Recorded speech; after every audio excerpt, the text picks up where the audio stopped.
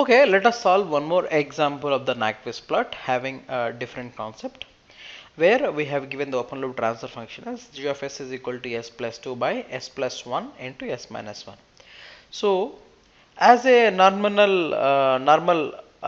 already we are doing, so there are three important steps. First step is we have to draw the polar plot, and the next step is we have to mirror that polar plot.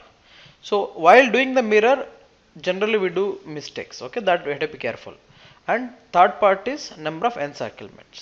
Okay, so the first part, first of all we are doing the by changing the value of omega we have to find out the magnitude and the angle, right? So magnitude directly by keeping s is equal to j omega we can draw, or we can directly write s equal to omega. Omega square plus 2 square under root, and omega square plus 1 square, and omega square plus 1 square. Angle is s plus 2 tan inverse of omega by 2. So denominator I am bringing up, minus tan inverse of omega. So s minus 1, it is minus of s plus 1, right? So minus 180 plus tan inverse of omega, that I am putting. Now let us keep omega is equal to 0. So if you keep omega is equal to the numerator is 2 square divided by root of 1 square into 1 square. So it will become automatically 2. This is important observation. I have taken the absolute magnitude of 2, but observe the angle here. So when omega is equal to 0, tan inverse of 0 is 0, omega is also 0, minus 180 is minus 180, and then 0. So overall you will get minus 180 degrees only.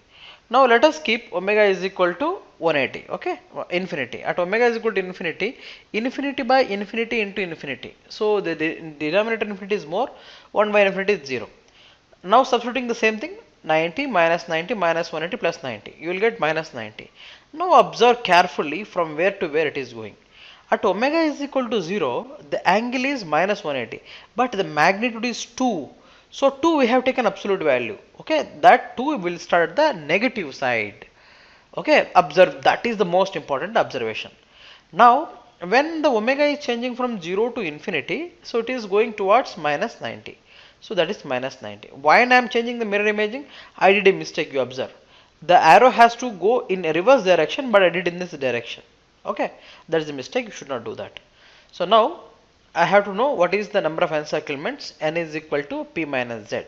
So you can see the number of open loop poles that are there right hand side is 1. Zeros are 0. So n is equal to 1 minus 0. So you can observe very carefully, it encircled by 1 time.